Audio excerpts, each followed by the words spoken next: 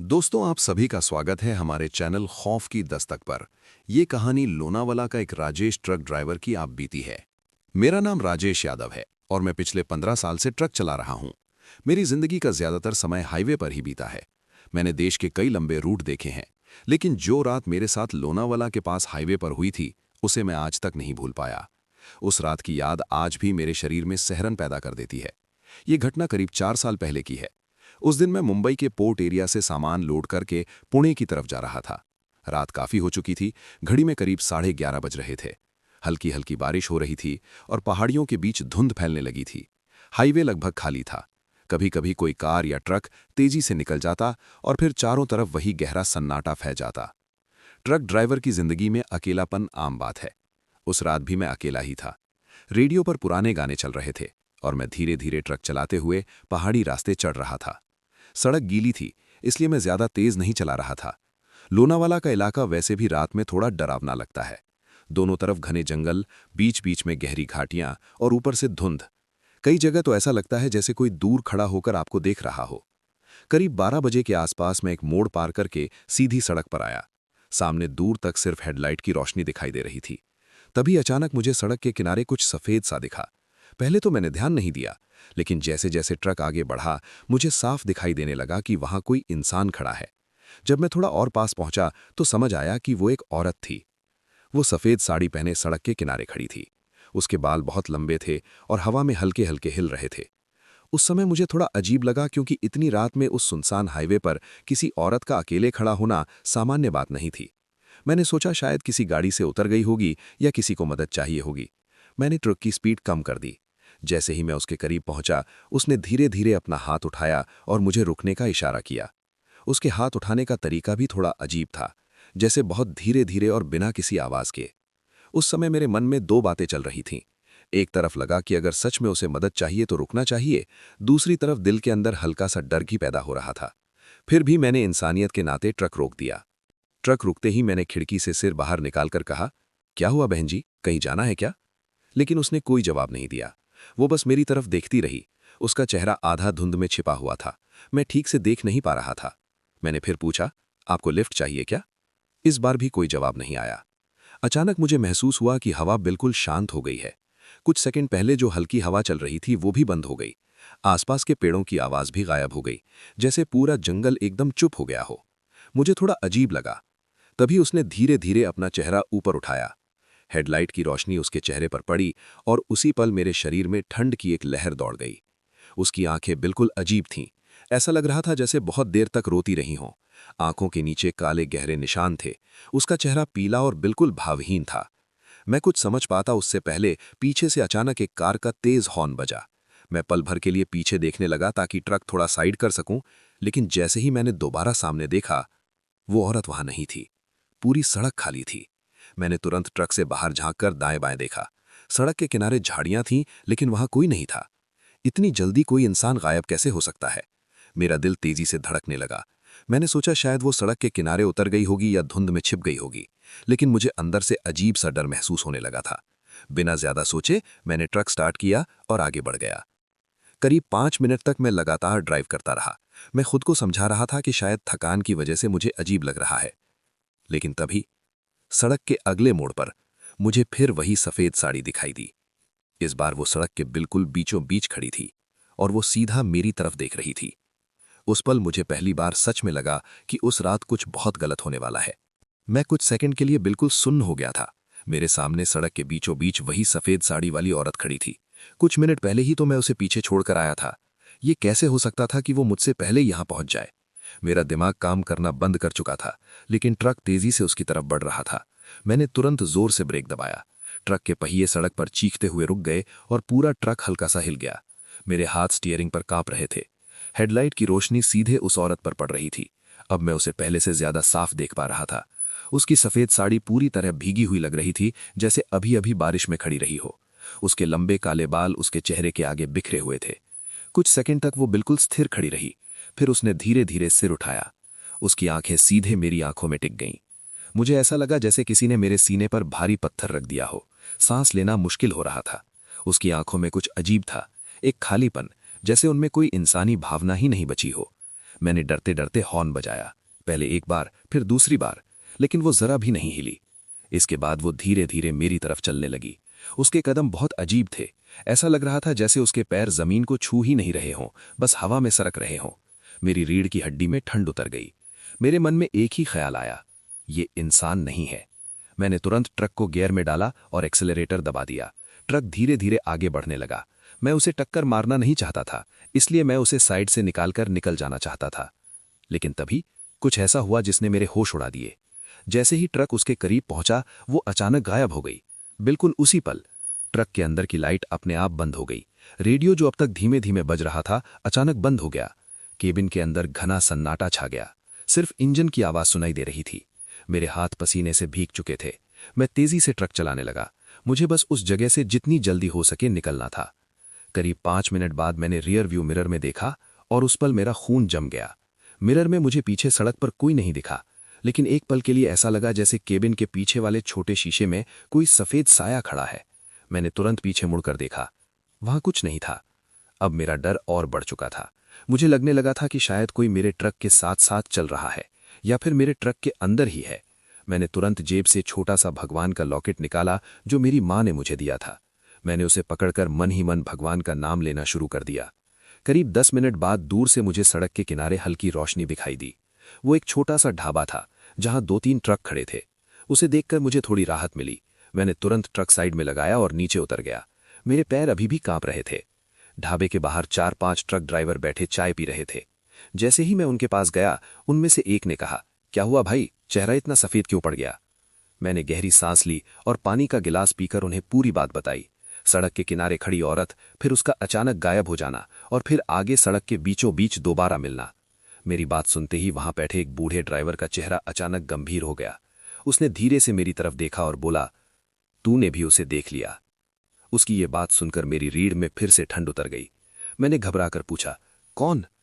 बूढ़े ड्राइवर ने कुछ सेकंड तक मेरी आंखों में देखा, फिर धीमी आवाज में बोला, इस हाईवे पर रात के बाद एक औरत दिखाई देती है, सफेद साड़ी में। जो भी उसे देखता है उसके साथ कुछ न कुछ जरूर होता है। मेरे हाथ से चाय का गिलास लगभग छूट गया। मैंने डरते हुए पूछा, आप मजाक तो नहीं कर रहे? बूढ़े ड्राइवर ने सिर हिलाया, नहीं, ये मजाक नहीं है। ये कहानी बहुत पुरानी है, और जो तूने आज देखा है वो बस शुरुआत है। उस बूढ़े ड्राइवर की बात सुनकर मेरा दिल और तेज धड़कने लगा। ढाबे की पीली रोशनी में उसका चेहरा और भी रहस्यमय लग रहा था। उसने सिगरेट का एक और कश लिया और धीरे धीरे धुआं हवा में छोड़ते हुए मेरी तरफ देखने लगा। बाकी ड्राइवर भी अब चुप हो गए थे, जैसे सबको पता था कि वो क्या बताने वाला है। मैंने घबराकर पूछा, भाई साहब, आखिर वो है कौन? बूढ़े ड्राइवर ने कुछ सेकंड तक मेरी आंखों में देखा, फिर धीमी आवाज में बोला, कई साल पहले इसी हाईवे पर एक बहुत भयानक एक्सीडेंट हुआ था। एक कार खाई में गिर गई थी। उस कार में एक आदमी और उसकी पत्नी थे। लोग कहते हैं कि आदमी वहीं मर गया था, लेकिन उसकी पत्नी कई घंटे तक जिंदा रही।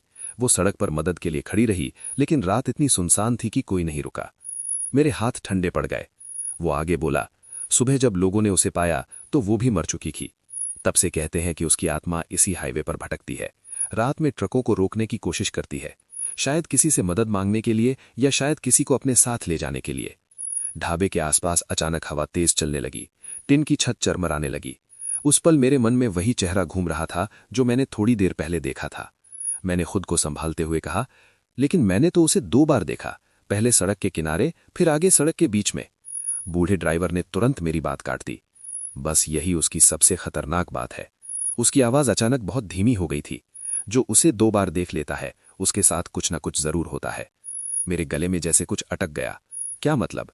उसने सीधे जवाब नहीं दिया, बस अपनी सिगरेट जमीन पर फेंककर जूते से मसल दी और बोला, भाई, रात बहुत हो गई है, तू थोड़ा आराम कर ले, सुबह उजाला होते ही निकल जाना। लेकिन मुझे आराम कहाँ आने वाला था। मैं ढाबे के पास खड़े अपने ट्रक की तरफ गया। आसमान में बादल छाए हुए थे और हल्की ठंडी हवा चल रही थी। पहाड़ियों की तरफ से अजीब सी सीटी जैसी आवाज आ रही थी। मैंने ट्रक का दरवाजा खोला और केबिन में बैठ गया। सब कुछ सामान्य लग रहा था। रेडियो भी अब फिर से काम कर रहा था। मैंने खुद को समझाने की कोशिश की कि शायद ये सब डर की वजह से मुझे ज्यादा भयानक लग रहा है। करीब आधा घंटा बीत गया। ढाबे की लाइटें धीरे धीरे कम हो रही थीं। बाकी ड्राइवर भी अपने अपने ट्रक में जाकर सोने लगे थे। मैंने सोचा कि मैं भी थोड़ा आराम कर लूं, लेकिन तभी मुझे अपने ट्रक के दरवाजे पर बहुत हल्की सी ठक ठक की आवाज सुनाई दी। मैं तुरंत सीधा होकर बैठ गया। पहले तो मैंने सोचा शायद हवा से कोई चीज टकराई होगी, लेकिन कुछ सेकंड बाद वही आवाज फिर आई। ठक ठक। इस बार बिल्कुल साफ, जैसे कोई बाहर खड़ा होकर धीरे धीरे दरवाजा खटखटा रहा हो। मेरे शरीर में सिहरन दौड़ गई।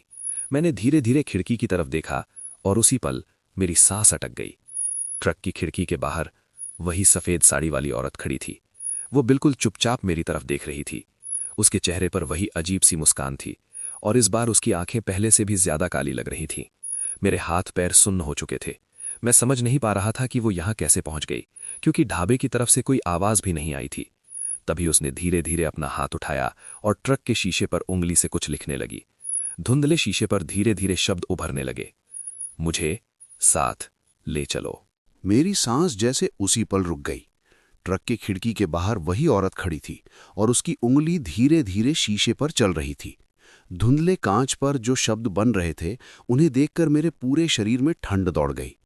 मुझे साथ ले चलो। मैं कुछ सेकंड तक बिल्कुल हिल भी नहीं पाया। मेरी आंखें उसी लिखे हुए वाक्य पर टिक गई थीं। बाहर हल्की धुंध थी और ढाबे की पीली लाइट दूर से पड़ रही थी।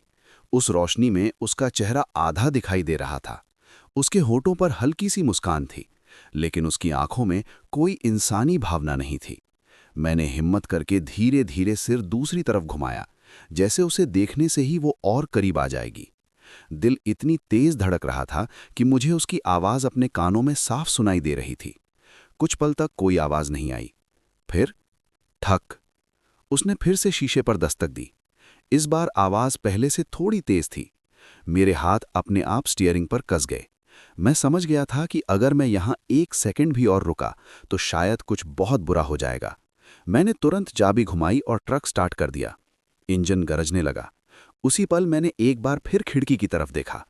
वो अभी भी वहीं खड़ी थी, लेकिन अब उसकी मुस्कान थोड़ी चौड़ी हो चुकी थी। ऐसा लग रहा था जैसे उसे पता हो कि मैं डर चुका हूं। मैंने एक्सीलरेटर दबाया और ट्रक धीरे धीरे आगे बढ़ने लगा। जैसे ही ट्रक आगे बढ़ा, वो औरत धीरे धीरे पीछे छूटने लगी, लेकिन मेरी नज़र अनजाने में ही रियर व्यू मिरर पर चली गई और उसी पल मेरे रोंगटे खड़े हो गए। मिरर में वो औरत सड़क के बीचों बीच खड़ी दिखाई दे रही थी, लेकिन अब वो अकेली नहीं थी। उसके पीछे धुंध के अंदर कुछ और साए भी खड़े थे। ऐसा लग रहा था जैसे कई लोग चुपचाप खड़े होकर मेरी तरफ देख रहे हों। मैंने तुरंत नज़र हटा ली और ट्रक की स्पीड बढ़ा दी। हाईवे अब पूरी तरह सुनसान था। रात और गहरी हो चुकी थी। पहाड़ों के बीच से ठंडी हवा आ रही थी और धुंध धीरे धीरे सड़क पर फैलती जा रही थी। मैं बस एक ही चीज चाहता था, किसी तरह सुबह हो जाए। करीब 15 मिनट बाद मैंने थोड़ा चैन की सांस ली। मुझे लगा शायद अब मैं उस जगह से काफी दूर निकल आया हूं।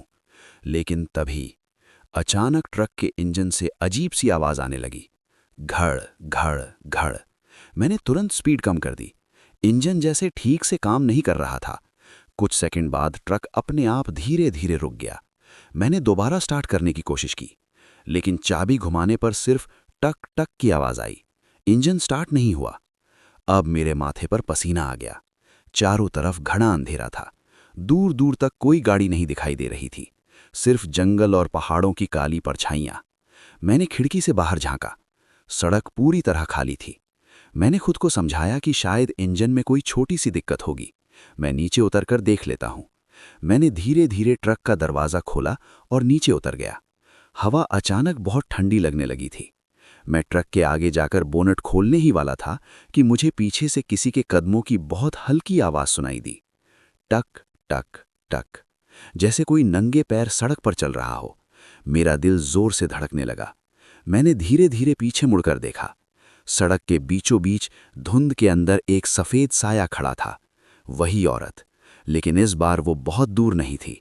वो धीरे धीरे मेरी तरफ चल रही थी और इस बार उसके कदम जमीन को छू रहे थे, लेकिन हर कदम के साथ सड़क पर गीले लाल रंग के निशान बनते जा रहे थे, जैसे उसके पैरों से खून टपक रहा हो। मैं सड़क के किनारे खड़ा था और मेरे सामने वो सफेद साड़ी वाली औरत धीरे धीरे मेरी तरफ बढ़ रही थी। धुंध इतनी घनी थी कि उसके पीछे का पूरा हाईवे गायब हो गया था। सिर्फ ट्रक की हेडलाइट की रोशनी में उसका शरीर दिखाई दे रहा था। मेरी आंखें उसके पैरों पर टिक गई। हर कदम के साथ सड़क पर गीले लाल निशान बन रहे थे, जैसे उसके पैरों से खून टपक रहा हो। मेरी सांसें तेज हो गईं। दिमाग में सिर्फ एक ही ख्याल था, मुझे किसी तरह यहां से भागना है। मैंने तुरंत ट्रक की तरफ देखा। इंजन बंद था और ट्रक बिल्कुल खामोश खड़ा था। अगर वो अभी मेरे पास आ गई तो शायद मैं बच नहीं पाऊंगा। वो अब सिर्फ 10-12 कदम रह गई थी। उसका चेहरा अभी भी आधा बालों के पीछे छिपा हुआ था, लेकिन उसकी मुस्कान साफ दिखाई दे रही थी। अचानक उसने बोलना शुरू किया। उसकी आवाज बहुत धीमी थी, जैसे कोई बहुत दूर से फुसफुसा रहा हो। मुझे छोड़कर क्यों चले गए? मेरे पूरे शरीर में झुरझुरी दौड़ गई। मैंने हकलाते हुए कहा, मैं आपको नहीं जानता। लेकिन उसने मेरी बात जैसे सुनी ही नहीं। वो बस धीरे धीरे मेरी तरफ बढ़ती रही। अब वो मेरे बिल्कुल सामने आकर रुक गई। पहली बार मैंने उसका चेहरा पूरी तरह देखा। उसका चेहरा बेहद पीला था। आंखों के नीचे गहरे काले घेरे थे, होंठ नीले पड़ चुके थे। उसके माथे के एक तरफ गहरा घाव था और वहां से सूखा हुआ खून नीचे तक बह रहा हुआ था। वो कुछ सेकंड तक बिना पलक झपकाए मेरे तरफ देखती रही। फिर उसने धीरे धीरे अपना हाथ उठाया। उसका हाथ ठंडा और कांपता हुआ लग रहा था। मुझे लगा वो मेरे कंधे को छूने वाली है। उसी पल अचानक पीछे से तेज हॉर्न की आवाज गूंज उठी। पां पां पां। मैं घबराकर पीछे मुड़ा। एक ट्रक तेज रोशनी के साथ हमारी तरफ आ रहा था। जब मैं दोबारा सामने देखने लगा, वो औरत वहां नहीं थी। सड़क बिल्कुल खाली थी, जैसे वहां कभी कोई था ही नहीं। मेरी टांगें अभी भी कांप रही थीं। तभी पीछे वाला ट्रक मेरे पास आकर रुका। ड्राइवर खिड़की से बाहर झुककर चिल्लाया, अरे भाई, यहां बीच सड़क में क्यों खड़े हो? मैंने घबरा कर कहा, मेरा ट्रक बंद हो गया है। वो नीचे उतरकर मेरे पास आया। चलो देखते हैं। हम दोनों ट्रक के आगे आए। मैंने उसे पूरी बात बताने की हिम्मत नहीं की, लेकिन तभी उसने जमीन की तरफ देखा और अचानक रुक गया। उसने धीमी आवाज में कहा, ये क्या है? मैंने भी नीचे देखा। सड़क पर लाल लाल गीले पैरों के निशान बने हुए थे, जो सीधे मेरे ट्रक के पास आकर खत्म हो रहे थे। दूसरे ड्राइवर का चेहरा पीला पड़ गया। उसने तुरंत मेरी तरफ देखा और बोला, भाई, तूने उसे देख लिया क्या? मेरे गले से आवाज ही नहीं निकली। उसने घबरा कर कहा, जल्दी ट्रक स्टार्ट कर, यहां रुकना ठीक नहीं है। मैंने कहा, ट्रक स्टार्ट ही नहीं हो रहा। वो कुछ सेकंड चुप रहा, फिर बोला, एक बार फिर कोशिश कर। मैं तुरंत केबिन में चढ़ा और चाबी घुमाई। इस बार इंजन पहली ही कोशिश में स्टार्ट हो गया। मैं कुछ सेकंड तक हैरान बैठा रहा। अभी कुछ मिनट पहले यही इंजन बिल्कुल बंद हो चुका था। दूसरा ड्राइवर नीचे से चिल्लाया, चल जल्दी निकल यहां से। मैंने ट्रक आगे बढ़ा दिया। कुछ दूर जाने के बाद मैंने रियर व्यू मिरर में देखा। वो दूसरा ट्रक अभी भी पीछे खड़ा था, लेकिन उसी पल मुझे उसकी हेडलाइट के सामने सड़क पर एक सफेद साया खड़ा दिखाई दिया। और फिर अचानक पीछे वाले ट्रक की लाइट एक झटके में बुझ गई। पूरा हाईवे फिर से अंधेरे में डूब गया। पीछे वाले ट्रक की लाइट अचानक बुझते ही मेरे दिल की धड़कन जैसे रुक गई। रियर व्यू मिरर में अब सिर्फ अंधेरा दिखाई दे रहा था। कुछ सेकंड पहले तक जो ट्रक मेरी मदद करने के लिए रुका था, वो अब घने अंधेरे में गायब सा हो गया था। मैंने ट्रक की स्पीड और बढ़ा दी। उस समय मेरे मन में सिर्फ एक ही ख्याल था, किसी तरह इस हाईवे से निकल जाऊं। लेकिन दिमाग बार बार उसी बात पर अटक रहा था। अगर वो औरत फिर से पीछे दिखाई दी तो, या अगर वो इस बार मेरे ट्रक के अंदर आ गई तो? मैंने तुरंत पीछे वाला छोटा शीशा देखा जो केबिन के पीछे लगा होता है। वहां कुछ नहीं था। फिर भी मेरे अंदर अजीब सा डर बैठ गया था। ऐसा लग रहा था जैसे कोई मुझे देख रहा हो। करीब 5 मिनट तक मैं बिना रुके ट्रक चलाता रहा। सड़क पर अभी भी धुंध फैली हुई थी। पहाड़ों के बीच से ठंडी हवा आ रही थी और ट्रक की हेडलाइट उस धुंध को चीरते हुए आगे बढ़ रही थी। अचानक मेरे रेडियो से खुद ब खुद आवाज आने लगी। मैंने तो उसे बंद कर दिया था, फिर भी उसमें से धीमी धीमी खरखराहट सुनाई देने लगी। खर खट खर। मैंने घबराकर रेडियो की तरफ देखा। उसमें से अचानक एक औरत की बहुत धीमी आवाज सुनाई दी, रुको। मेरे हाथ स्टीयरिंग पर कस गए। मैंने तुरंत रेडियो बंद करने की कोशिश की, लेकिन स्विच काम ही नहीं कर रहा था। फिर वही आवाज आई, इस बार थोड़ा साफ, रुको, मुझे साथ ले चलो। मेरे पूरे शरीर में सिहरन दौड़ गई। ये वही आवाज थी जो मैंने कुछ देर पहले सड़क पर सुनी थी। मैंने तुरंत रेडियो का तार खींचकर निकाल दिया। आवाज एकदम बंद हो गई। मैंने राहत की सांस ली, लेकिन उसी पल ट्रक के केबिन में अचानक बहुत ठंड बढ़ गई, जैसे कोई बर्फीली हवा अंदर आ गई हो। मेरी सांस से धुंध निकलने लगी थी। मैंने धीरे धीरे अपनी गर्दन घुमाई और उसी पल मेरा खून जम गया। केबिन के पीछे वाले कोने में, जहां आमतौर पर हम ड्राइवर लोग अपना बिस्तर रखते हैं, वहां अंधेरे में कोई बैठा हुआ था, एक सफेद साया। मैं कुछ सेकंड तक उसे घूरता रह गया। फिर ट्रक की हेडलाइट किसी मोड़ से टकराकर केबिन के अंदर हल्की रोशनी आई और उसी रोशनी में मुझे साफ दिखाई दिया वही औरत। वो चुपचाप पीछे बैठी थी। उसके लंबे बाल उसके चेहरे पर लटक रहे थे और वो धीरे धीरे अपना सिर उठाकर मेरी तरफ देखने लगी। उसकी आंखें पूरी तरह काली थीं। उसने बहुत धीमी आवाज में कहा, तुम मुझे छोड़कर क्यों चले गए? मेरे हाथ से स्टीयरिंग लगभग छूट गया। ट्रक हल्का सा डगमगाया। मैंने डर के मारे जोर से ब्रेक दबा दिया। ट्रक सड़क के बीचों बीच रुक गया। मैंने हिम्मत करके तुरंत पीछे मुड़कर देखा, लेकिन वहां कोई नहीं था। केबिन खाली था। मैं जोर जोर से सांस लेने लगा। मुझे समझ नहीं आ रहा था कि अभी जो मैंने देखा वो सच था या मेरा डर। तभी ट्रक के बाहर से फिर वही आवाज आई, ठक ठक। किसी ने ट्रक के दरवाजे पर दस्तक दी थी। मेरे दिल की धड़कन फिर तेज हो गई। मैंने धीरे धीरे खिड़की से बाहर झांका और जो मैंने देखा उसे देखकर मेरे रोंगटे खड़े हो गए। ट्रक के चारों तरफ सड़क पर कम से कम 10-12 सफेद साए खड़े थे और उन सब के बीच वही औरत खड़ी मुस्कुरा रही थी। मेरी आंखें फटी की फटी रह गईं। ट्रक के चारों तरफ सफेद साए खड़े थे। धुंध के बीच उनकी आकृतियां साफ दिखाई नहीं दे रही थीं, लेकिन इतना जरूर समझ आ रहा था कि वे इंसान जैसे दिखते थे। कुछ लंबे, कुछ छोटे, सब बिल्कुल चुप खड़े थे। और उन सब के बीच वही औरत खड़ी थी। वो धीरे धीरे मेरी तरफ देख रही थी और उसके चेहरे पर वही ठंडी मुस्कान थी। मुझे ऐसा लगा जैसे पूरा हाईवे अचानक किसी और दुनिया में बदल गया हो। मेरे हाथ पैर सुन्न हो चुके थे। कुछ सेकंड तक मैं कुछ समझ ही नहीं पाया। फिर अचानक उनमें से एक साया धीरे धीरे मेरी तरफ बढ़ने लगा। उसके कदम बहुत धीमे थे, लेकिन हर कदम के साथ मेरे दिल की धड़कन और तेज होती जा रही थी। मैंने तुरंत ट्रक का दरवाज़ा लॉक कर दिया। बाहर खड़े साए अब धीरे धीरे हिलने लगे थे, जैसे वे सब मेरे ट्रक के आसपास घूम रहे हों। अचानक एक साया ट्रक के बिल्कुल पास आ गया और उसने अपने हाथ से ट्रक की बॉडी को छू लिया। उसी पल धातु पर खरोंच की तेज आवाज आई, खर, जैसे किसी ने नाखूनों से लोहे को रगड़ा हो। मैं डर के मारे स्टीयरिंग को कसकर पकड़े बैठा था। फिर वही औरत धीरे धीरे ट्रक के सामने आकर खड़ी हो गई। अब वो बिल्कुल हेडलाइट की रोशनी में थी। उसकी सफ़ेद साड़ी हवा में हल्के हल्के हिल रही थी। उसके चेहरे पर वही पीला रंग, वही काली आंखें, लेकिन इस बार कुछ अलग था। उसकी आंखों से धीरे धीरे काला पानी जैसा कुछ बह रहा था। वो अचानक मुस्कुराई और फिर उसने अपना हाथ उठाकर सीधे मेरी तरफ इशारा किया। उसी पल बाकी सारे साए भी मेरी तरफ मुड़ गए। मेरे शरीर में जैसे बिजली दौड़ गई। मैं समझ गया कि अगर मैं अभी भी यहाँ रुका रहा तो शायद बच नहीं पाऊंगा। मैंने तुरंत चाबी घुमाई और एक्सेलरेटर दबा दिया। ट्रक झटके से आगे बढ़ा। सामने वही औरत खड़ी थी, लेकिन इस बार मैंने ब्रेक नहीं लगाया।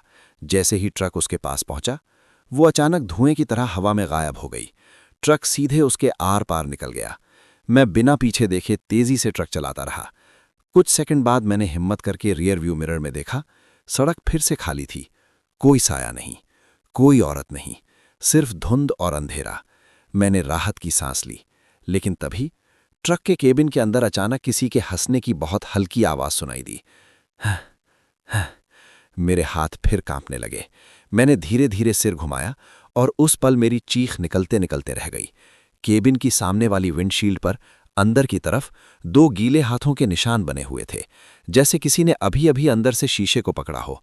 और उन्हीं हाथों के बीच धुंधले कांच पर धीरे धीरे एक नया वाक्य उभर रहा था, अब तुम नहीं बचोगे।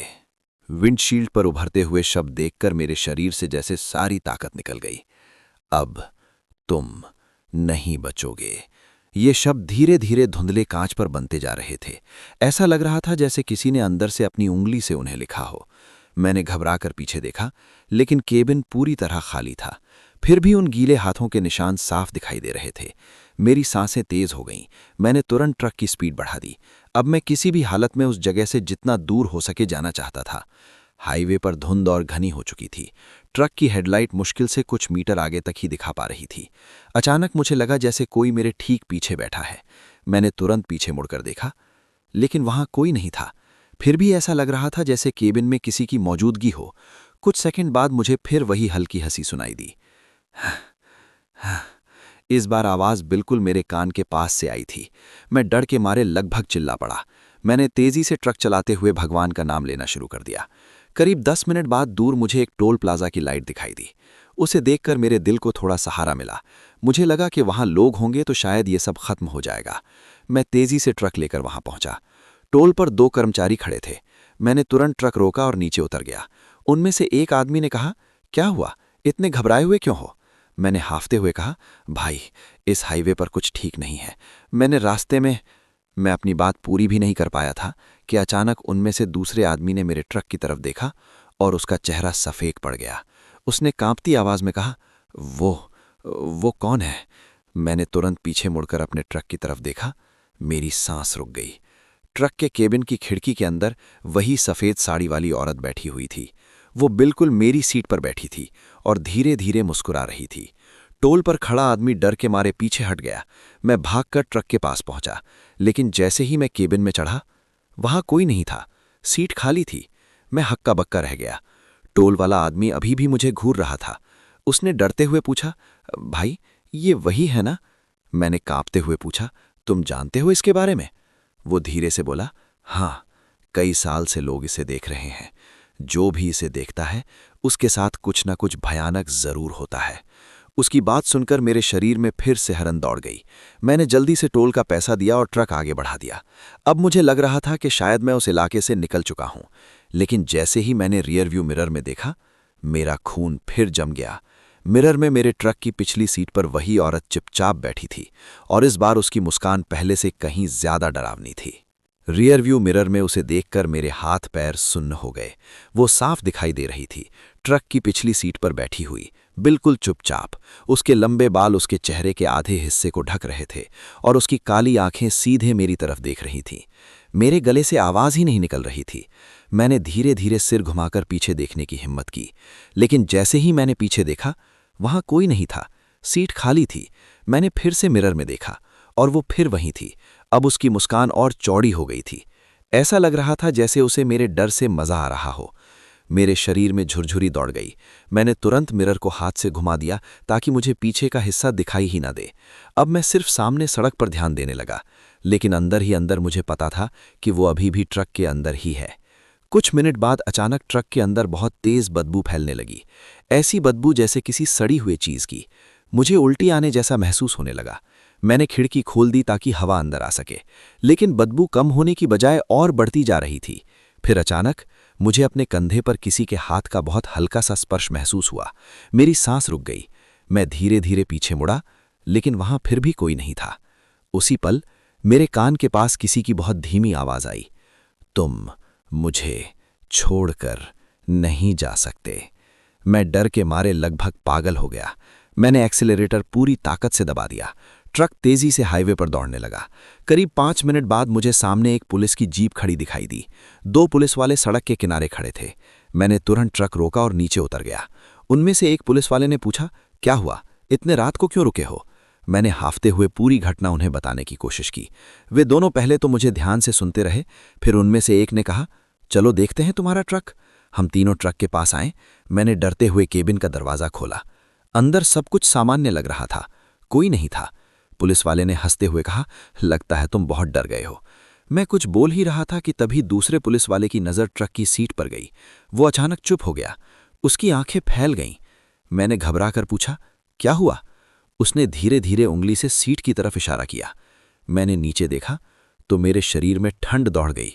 सीट पर 2 गीले पैरों के निशान बने हुए थे, जैसे कोई अभी अभी वहां बैठा हो, और उन्हीं निशानों से धीरे धीरे लाल रंग की बूंदें नीचे फर्श पर टपक रही थीं। पुलिस वाला पीछे हट गया और बोला, भाई, तुम अभी तुरंत यहां से निकल जाओ, क्योंकि अगर ये वही है तो ये तुम्हें इतनी आसानी से छोड़ने वाली नहीं है। पुलिस वाले की बात सुनकर मेरे शरीर में फिर से ठंड दौड़ गई। उसके चेहरे पर साफ डर दिखाई दे रहा था। उसने जल्दी से पीछे हटते हुए कहा, भाई, तुम जितनी जल्दी हो सके यहां से निकल जाओ। इस रास्ते पर कई लोग अजीब चीजें देख चुके हैं। मैं कुछ पल के लिए वहीं खड़ा रह गया। मेरे पैरों में जैसे ताकत ही नहीं बची थी। लेकिन फिर मैंने सोचा कि अगर मैं यहां और रुका तो शायद हालात और खराब हो जाएंगे। मैं तुरंत ट्रक के केबिन में चढ़ गया। पुलिस वाले अभी भी नीचे खड़े होकर मेरी तरफ देख रहे थे। उनमें से एक ने धीरे से कहा, भगवान का नाम लेते रहना, शायद वही बचा सके। मैंने सिर हिलाया और ट्रक स्टार्ट कर दिया। इंजन की आवाज़ गूंजते ही मैंने एक्सीलरेटर दबाया और ट्रक आगे बढ़ा दिया। हाईवे अब फिर से सुनसान था। धुंध पहले से भी ज्यादा घनी हो चुकी थी। सड़क के दोनों तरफ पहाड़ों की काली परछाइयां दिखाई दे रही थीं। मैं लगातार भगवान का नाम ले रहा था। कुछ मिनट तक सब कुछ शांत रहा, लेकिन तभी ट्रक के कैबिन के अंदर अचानक तापमान फिर से गिरने लगा। ठंडी हवा जैसे अचानक अंदर भर गई हो। मेरी सांस से फिर धुंध निकलने लगी। मुझे समझ आ गया कि वो फिर से पास आ चुकी है। मैंने धीरे धीरे रियर व्यू मिरर की तरफ देखा और उसी पल मेरी सांस अटक गई। मिरर में इस बार वो अकेली नहीं थी। उसके पीछे कम से कम 5-6 और साए खड़े थे। सबके चेहरे धुंधले थे, लेकिन उनकी आंखें चमक रही थीं। ऐसा लग रहा था जैसे वे सब मेरे ट्रक के पीछे पीछे चल रहे हों। मेरे हाथ कांपने लगे। मैंने तुरंत मिरर दूसरी तरफ घुमा दिया, लेकिन तभी ट्रक के पीछे से जोर की आवाज आई, धड़ाम, जैसे किसी ने ट्रक के पीछे कूदकर पकड़ लिया हो। पूरा ट्रक हल्का सा हिल गया। मैं घबरा गया। मैंने खिड़की से सिर बाहर निकालकर पीछे देखने की कोशिश की, लेकिन धुंध इतनी ज्यादा थी कि कुछ भी साफ दिखाई नहीं दे रहा था। फिर मुझे ट्रक की छत पर किसी के चलने की आवाज सुनाई दी, ठक ठक ठक, जैसे कोई धीरे धीरे ट्रक के ऊपर चल रहा हो। मेरी हालत खराब हो चुकी थी। मैंने पूरी ताकत से एक्सेलरेटर दबा दिया। ट्रक तेजी से आगे भागने लगा, लेकिन छत पर चलने की आवाज अभी भी आ रही थी। फिर अचानक ट्रक के सामने सड़क के बीचों बीच कोई खड़ा दिखाई दिया। हेडलाइट की रोशनी जैसे ही उस पर पड़ी, मैं डर के मारे चीख पड़ा। वो फिर वही औरत थी, लेकिन इस बार उसका चेहरा पहले से भी ज्यादा डरावना था। उसकी आंखों से काला खून बह रहा था। उसने दोनों हाथ फैलाकर ट्रक को रोकने का इशारा किया। मेरे पास ब्रेक लगाने के अलावा कोई रास्ता नहीं था। मैंने जोर से ब्रेक दबाया। ट्रक चीखती आवाज के साथ रुक गया। कुछ सेकंड तक सब कुछ बिल्कुल शांत रहा। फिर धीरे धीरे वो औरत मेरी तरफ चलने लगी, लेकिन इस बार वो अकेली नहीं थी। उसके पीछे धुंध के अंदर दर्जनों साए उसके साथ चलते हुए दिखाई दे रहे थे। मेरे सामने सड़क पर वो औरत धीरे धीरे मेरी तरफ बढ़ रही थी और उसके पीछे धुंध के अंदर दर्जनों साए चलते दिखाई दे रहे थे।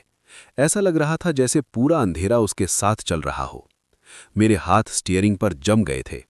ट्रक सड़क के बीचों बीच खड़ा था और इंजन धीरे धीरे घरघराहट कर रहा था। वो औरत अब हेडलाइट की पूरी रोशनी में आ चुकी थी। इस बार उसका चेहरा पहले से भी ज्यादा भयानक लग रहा था। उसके माथे का घाव अब खुला हुआ दिखाई दे रहा था और वहां से काला खून धीरे धीरे उसके चेहरे पर बह रहा था। उसकी आंखें पूरी तरह काली थीं, जैसे उनमें कोई सफेद हिस्सा बचा ही नहीं था। वो चलते चलते अचानक रुक गई। फिर उसने धीरे धीरे अपना सिर टेढ़ा किया और मेरी तरफ देखने लगी। उसके पीछे खड़े साए भी उसी समय रुक गए।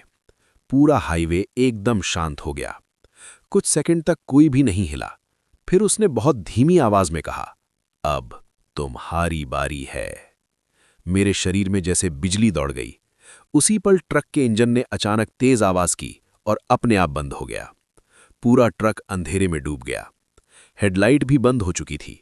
अब मेरे सामने सिर्फ धुंध और अंधेरा था, लेकिन उस अंधेरे में भी मैं उसे देख पा रहा था, क्योंकि उसकी आंखें हल्की हल्की चमक रही थीं। वो फिर से चलने लगी। अब वो बहुत धीरे धीरे ट्रक के पास आ रही थी। उसके पीछे खड़े साए भी धीरे धीरे आगे बढ़ने लगे। मैंने घबराकर ट्रक स्टार्ट करने की कोशिश की। 1 बार, 2 बार, लेकिन इंजन स्टार्ट नहीं हुआ। मेरे हाथ कांपने लगे। तभी अचानक ट्रक के दरवाजे का लॉक अपने आप खुल गया। टक! मेरी सांस रुक गई। मैंने तुरंत दरवाजे को पकड़कर बंद रखने की कोशिश की, लेकिन बाहर से जैसे कोई जोर लगा रहा था। दरवाजा धीरे धीरे खुलने लगा। मैं पूरी ताकत से उसे पकड़कर बैठा था, लेकिन अचानक दरवाजा एक झटके से खुल गया। ठंडी हवा का तेज झोंका कैबिन के अंदर आया। मैं डरते हुए बाहर देखा। वो औरत बिल्कुल दरवाजे के सामने खड़ी थी। उसका चेहरा अब मेरे चेहरे से सिर्फ कुछ इंच दूर था। उसकी ठंडी सांस मेरे चेहरे पर पड़ रही थी। वो कुछ सेकंड तक मुझे घूरती रही। फिर उसने धीरे से अपना हाथ उठाया और मेरे गाल को छू लिया। उसका हाथ बर्फ की तरह ठंडा था। मेरे शरीर में झटका सा लगा। फिर उसने बहुत धीमी आवाज में कहा, चलो मेरे साथ। उसी पल मेरे पीछे बैठे अंधेरे साए भी ट्रक के पास आकर खड़े हो गए। और मुझे ऐसा महसूस हुआ जैसे दर्जनों हाथ मेरी पीठ को पकड़ने की कोशिश कर रहे हों। जैसे ही मुझे अपनी पीठ पर उन ठंडे हाथों का एहसास हुआ, मेरा पूरा शरीर डर से कांप उठा। ऐसा लग रहा था जैसे कई लोग एक साथ मुझे ट्रक के कैबिन से बाहर खींच रहे हों।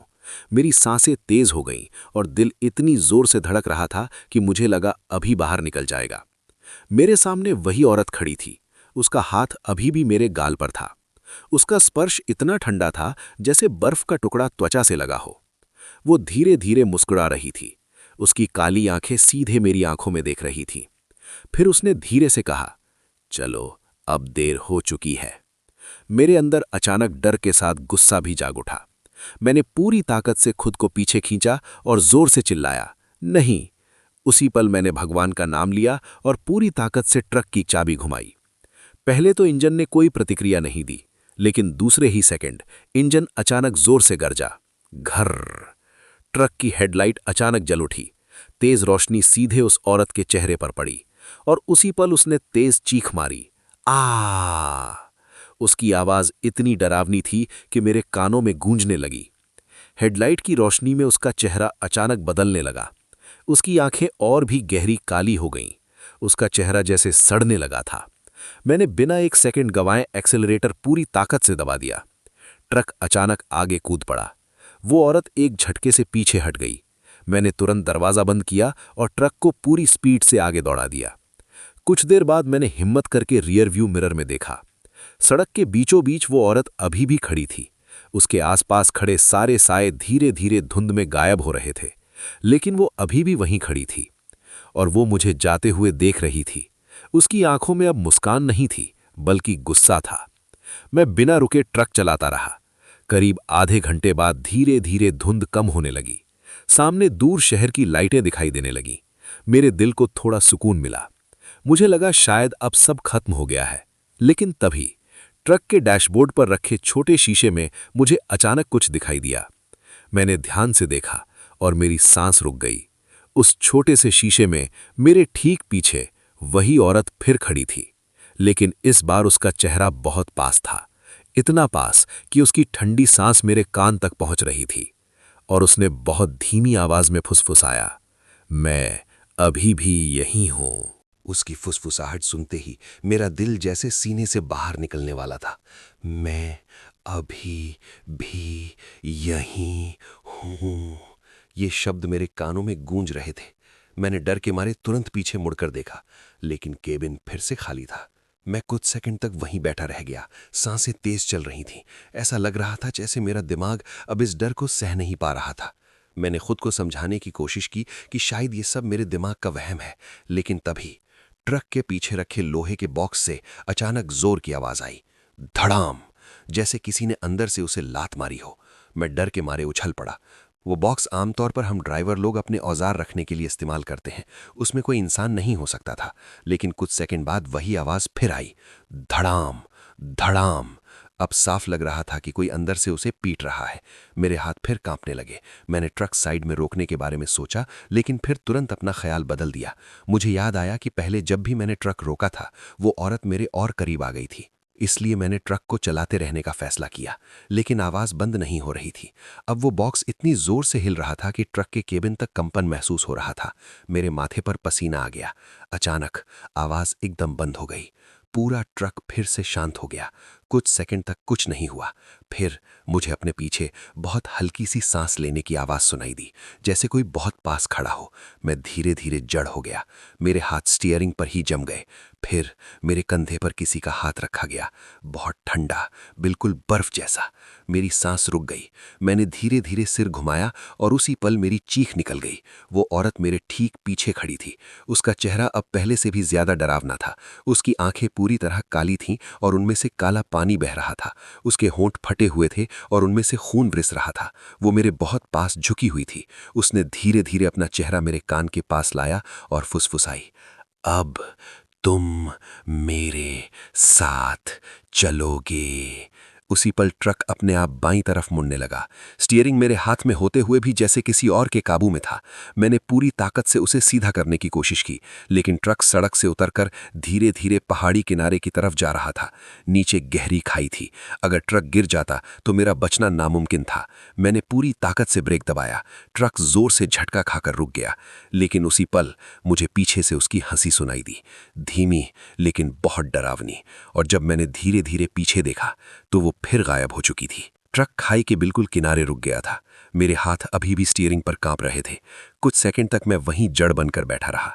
नीचे गहरी खाई में सिर्फ अंधेरा दिखाई दे रहा था। अगर ट्रक थोड़ा सा भी और आगे बढ़ जाता तो शायद मैं उसी समय खत्म हो जाता। मेरे माथे से पसीना लगातार बह रहा था। दिल इतनी तेज धड़क रहा था कि उसकी आवाज़ मुझे साफ सुनाई दे रही थी। मैंने धीरे धीरे पीछे देखा। केबिन फिर से खाली था, लेकिन मुझे पता था कि वो अभी भी कहीं ना कहीं आसपास है। मैंने गहरी सांस ली और ट्रक को धीरे धीरे पीछे किया ताकि खाई से थोड़ा दूर हो जाऊं।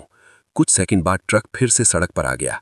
मैंने राहत की सांस ली, लेकिन उसी पल ट्रक के अंदर अचानक फिर वही ठंडी हवा फैल गई। मेरे हाथ फिर से कांपने लगे। मैं समझ गया कि वो फिर से लौट आई है। अचानक ट्रक की हेडलाइट अपने आप बंद हो गई। पूरा हाईवे फिर से अंधेरे में डूब गया। मैंने तुरंत स्विच दबाया, लेकिन लाइट वापस नहीं चली। अब सामने कुछ भी दिखाई नहीं दे रहा था, सिर्फ धुंध और गहरा अंधेरा। और उसी अंधेरे में मुझे सड़क के बीचों बीच एक सफ़ेद साया खड़ा दिखाई दिया। वो फिर वही औरत थी, लेकिन इस बार उसका रूप पहले से भी ज्यादा भयानक था। उसकी साड़ी पूरी तरह खून से भीगी हुई थी, उसके बाल हवा में बिखरे हुए थे और उसकी आंखों से काला खून लगातार बह रहा था। वो धीरे धीरे मेरी तरफ बढ़ने लगी। मेरे हाथ कांपने लगे। मैंने ट्रक स्टार्ट रखने की कोशिश की, लेकिन अचानक इंजन भी बंद हो गया। अब चारों तरफ पूरी खामोशी थी। सिर्फ उसकी धीमी धीमी चाल की आवाज़ सुनाई दे रही थी। टक टक टक। वो धीरे धीरे ट्रक के बिल्कुल सामने आकर रुक गई। फिर उसने अपना सिर थोड़ा टेढ़ा किया और मुझे घूरने लगी। कुछ सेकंड तक वो बस मुझे देखती रही। फिर उसने धीरे धीरे अपना हाथ उठाया और ट्रक की विंडशील्ड पर रख दिया। उसका हाथ खून से भीगा हुआ था। उसकी उंगलियां कांच पर फिसलने लगीं और कुछ ही सेकंड में कांच पर खून से एक शब्द लिखा हुआ दिखाई देने लगा, रुको। मेरी सांस रुक गई। फिर उसने दूसरा शब्द लिखा, यहीं। मैं डर के मारे बिल्कुल हिल नहीं पा रहा था, लेकिन तभी दूर कहीं से अचानक तेज रोशनी दिखाई दी, जैसे कोई गाड़ी तेजी से हमारी तरफ आ रही हो। उस रोशनी के पड़ते ही वो औरत अचानक रुक गई। उसने धीरे धीरे अपना सिर उस तरफ घुमाया जहां से रोशनी आ रही थी, और अगले ही पल वो धुंध में गायब हो गई। उसी समय सामने से एक बड़ा ट्रक तेजी से मेरे पास आकर रुका। उसका ड्राइवर खिड़की से चिल्लाया, अरे भाई, यहाँ अंधेरे में क्यों खड़े हो? मैं कुछ सेकंड तक कुछ बोल ही नहीं पाया। फिर मैंने कांपती आवाज में कहा, भाई, अभी यहाँ एक औरत खड़ी थी। लेकिन वो ड्राइवर मेरी बात सुनकर और डर गया। उसने तुरंत कहा, बस कुछ मत बोलो, मैं समझ गया। वो जल्दी से अपने ट्रक से नीचे उतरा और मेरे पास आ गया। उसने धीरे से कहा, ये वही जगह है जहां सालों पहले एक्सीडेंट हुआ था। मेरे शरीर में फिर से सिहरन दौड़ गई। उसने मेरी विंडशील्ड पर बने खून के निशान को देखा और बोला, लगता है वो आज भी किसी को जाने नहीं देना चाहती।